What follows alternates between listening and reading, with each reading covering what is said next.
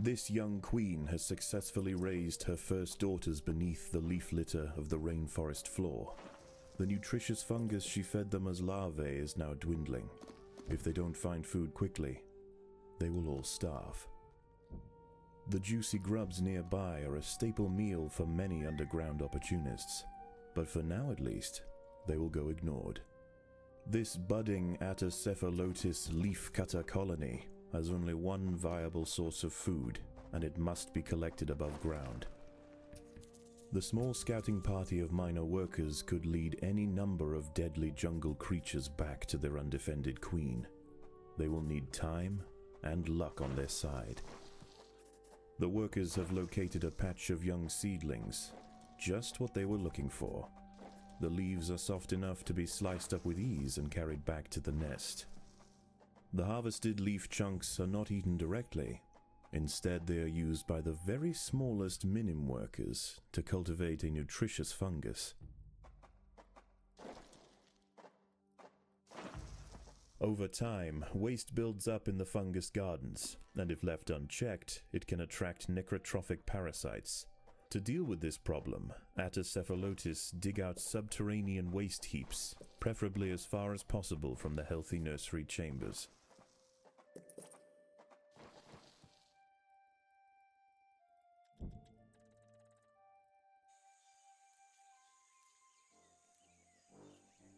The ants' activities outside the nest have not gone unnoticed. They are being watched.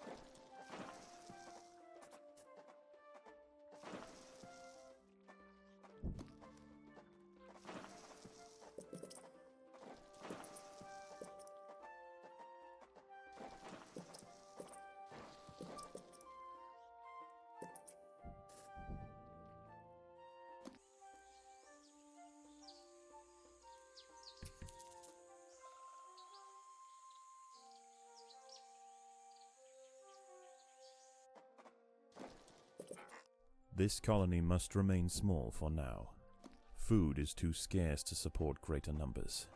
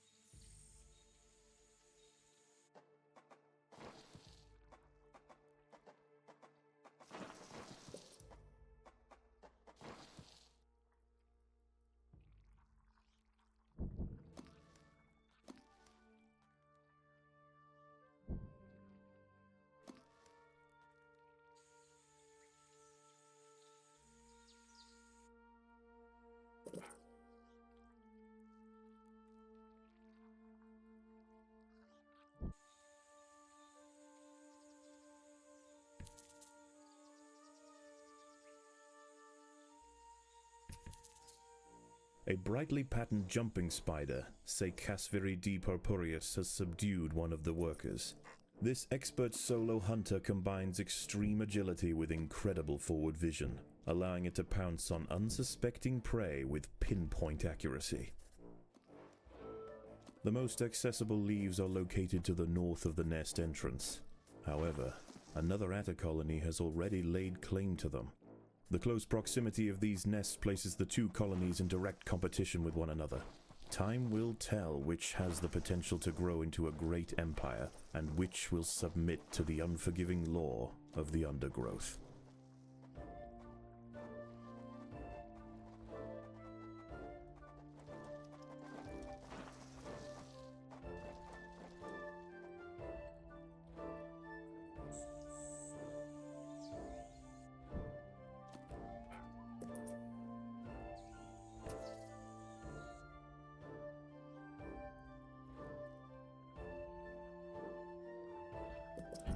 The workers have done all they can to improve these leaf stores.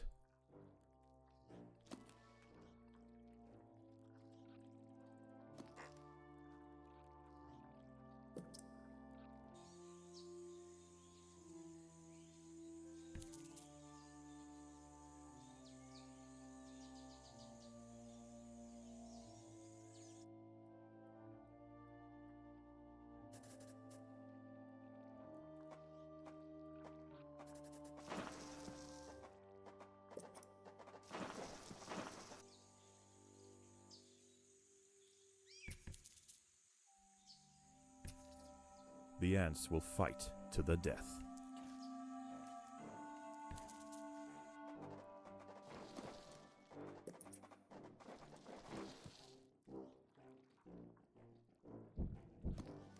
The workers have done all they can to improve this refuse dump.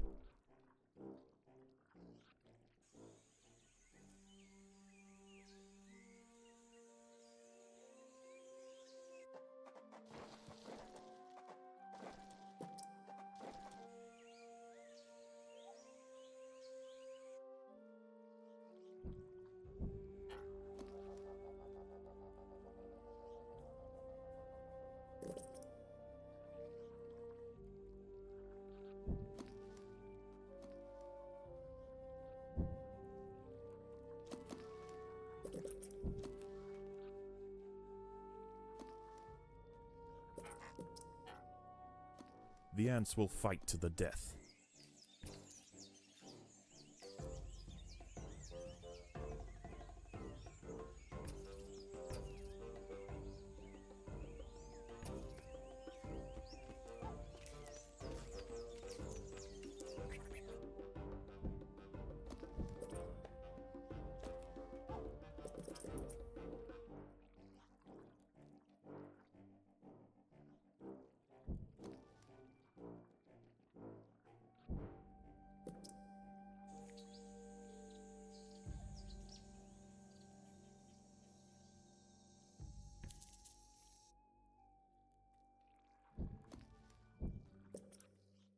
As the sun sets below the horizon and the thick rainforest canopy shrouds all but the slightest glimmer of moonlight, the predators of the night begin to emerge.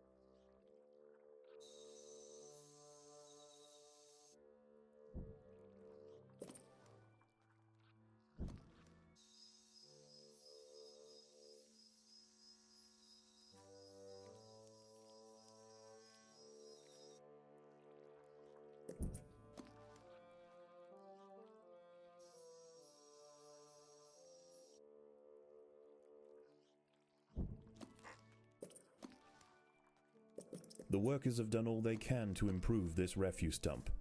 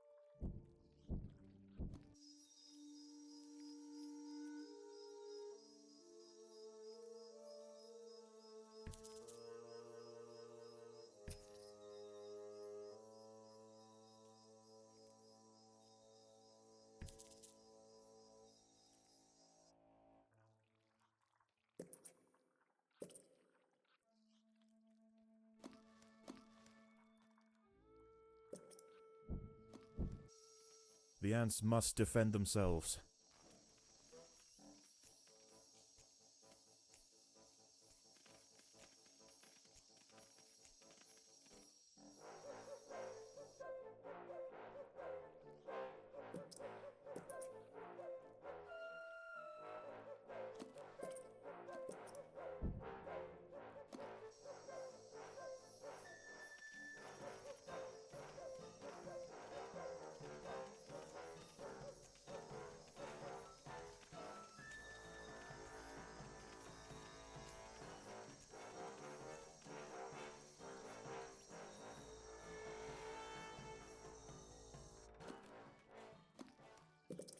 Leafcutters aren't the only ants nearby. Whilst the two atta colonies joust for territory, Odontomachus bauri trapjaws roam the clearing. They can be found hunting alone or in small packs for vulnerable invertebrates to take back to their nest. They use snapping jaws to bludgeon their targets, exerting 300 times their body weight in a single blow.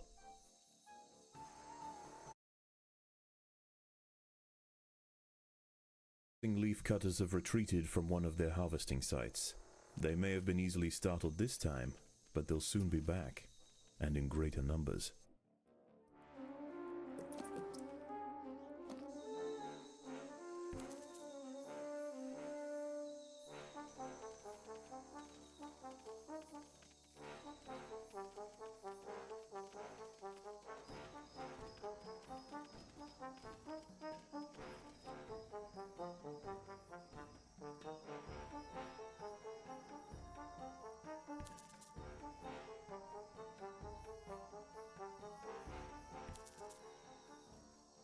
These leaves are contested. The leafcutters will generally not attack unless provoked, but tonight there is too much at stake. Only a strong show of force will deter the opposing colony.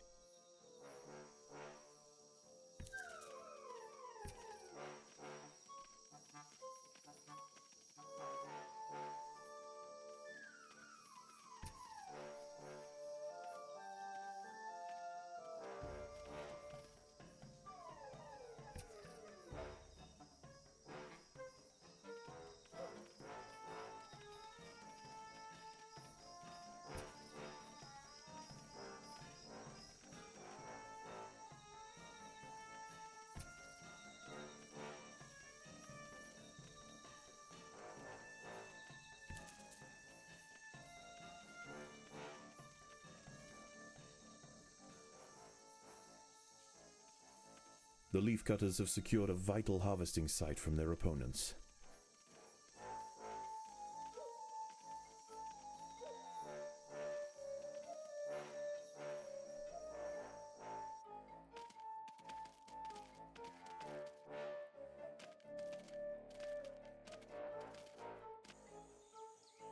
Daybreak has arrived. and the creatures of the night scurry back to the dark crevices of the undergrowth. For the ants, however, the objectives of the day remain unchanged.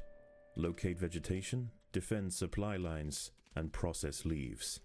There is no time for rest.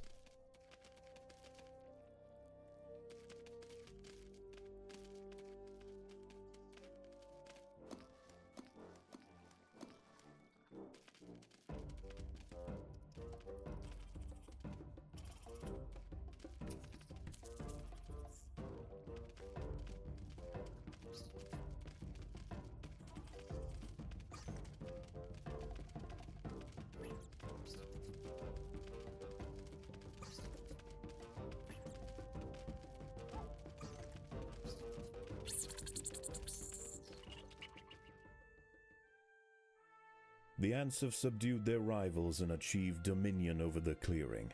As the competition withers, they will extend their territory in all directions, firmly establishing their agricultural empire. One day this colony will number in the millions.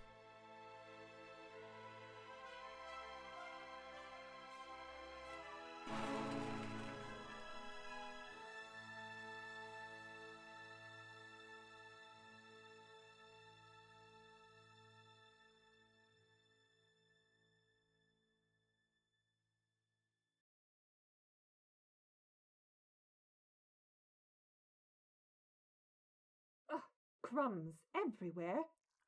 Who's been bringing food into the lab?